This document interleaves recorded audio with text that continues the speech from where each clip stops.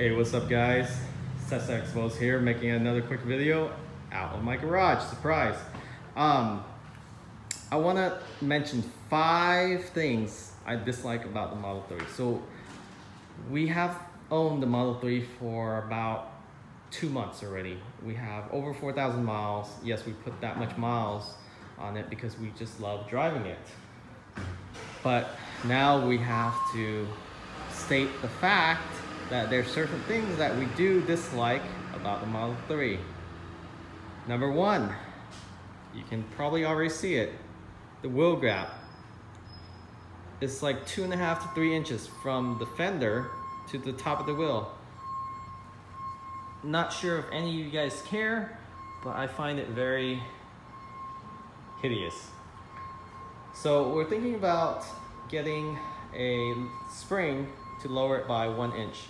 We're gonna check with Tesla Tech just to make sure it doesn't impact the autopilot in any way, because the autopilot cameras and front sensors are calibrated, and of course height does play a major role in how it detects vehicle in front. Sorry about the background noise. I'm recording with the garage half open. They're doing some construction outside, but I wanted to get this video out as I have some time right now.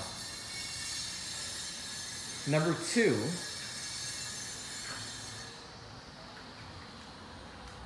is blind spot detection. Model 3 does not have an indicator on your rear mirror letting you know there's someone in your blind spot. In most premium vehicle, that's either standard or at least an option. In the Model 3, not so much. You do have an indicator on your display. So while you're driving, if there's anyone in your blind spot, there's a bracket that will show up on either side. However, we can't rely on this because there's a 1 to 2 second delay before it shows up on the display.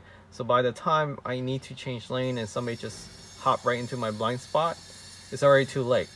So we constantly have to turn your head, check your blind spot, check your rear mirror, and then change lane. Now, some of you might say, well, you know, that's how you're supposed to be driving. Well, I mean, if you had blind spot detection in any vehicle before, it's a luxury. It's something you get used to. It's actually a safety mechanism. It does not detect that. There should be an audio warning as well, but there is no audio warning. So my suggestion is to have Tesla update the firmware where they will have an audio warning if you have your signal on and trying to change lane and there's somebody in your blind spot. I think that will help resolve the problem.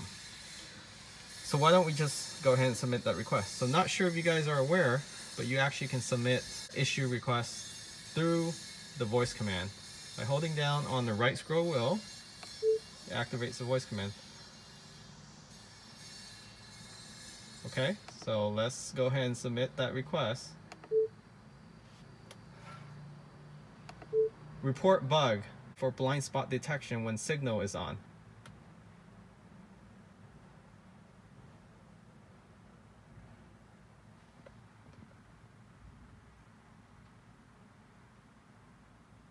Okay, didn't get the whole sentence. Let's try that again.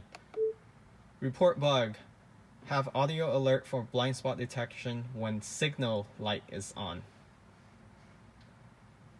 Seems like there's a limited character, but you get the point. So hopefully they get the point and they'll update it in the next firmware. So that's number 2. So number 3, it's probably not obvious for you guys, but the headrest does not adjust. It does not go up or down, forward or backward.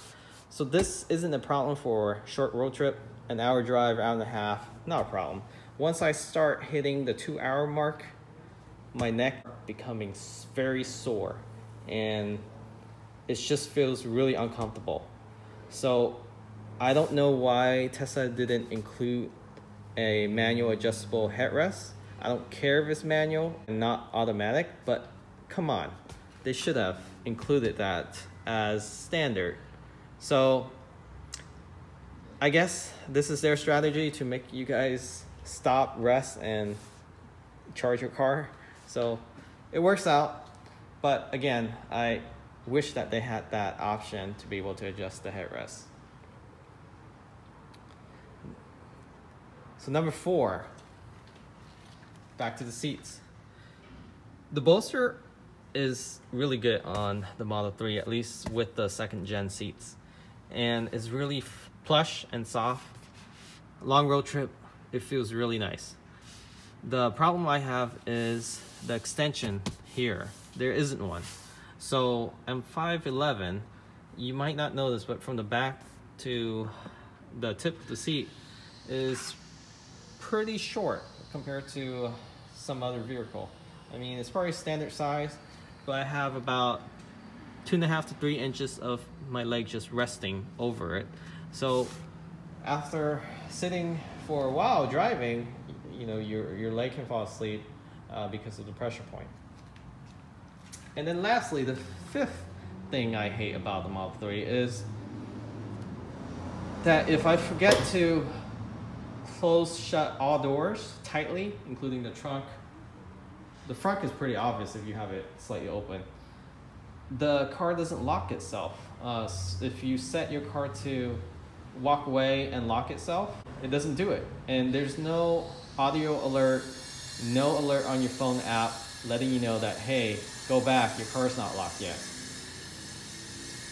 So I hope Tesla will update their software, or at least their app, to have a notification comes on if you walk away and nobody else is in the vehicle, that your car is not fully locked because one of the doors is not fully shut. And the problem why it's not fully shut, and you ask, well, just make sure all your doors are shut before you leave your car. Yeah, that's fine, but we didn't have to worry about that in our last vehicle. And if you have passenger and they're not used to slamming your Model 3 doors, your brand new Model 3 doors, then it's not going to shut closely. It requires quite a good push for the doors to close, at least for the front 2 doors. The back doors, not too bad. So there you have it. Hopefully you guys find this video helpful, and if you notice any things you hate about your Model 3, if you own a Model 3, put it down in the comment and let everyone else know what bothers you. So this is my own opinion. You know, you guys don't have to grill me on it, but something to think about if you're considering a Model 3. If some of those 5 things I hate about my Model 3 is a deal breaker for you guys, then think hard about getting the Model 3. Or if you want to wait for the next version when they actually update all these concerns or annoyances that people have with it. So there you have it. Remember to hit that subscribe, and we'll catch you in the next video. Thanks for watching.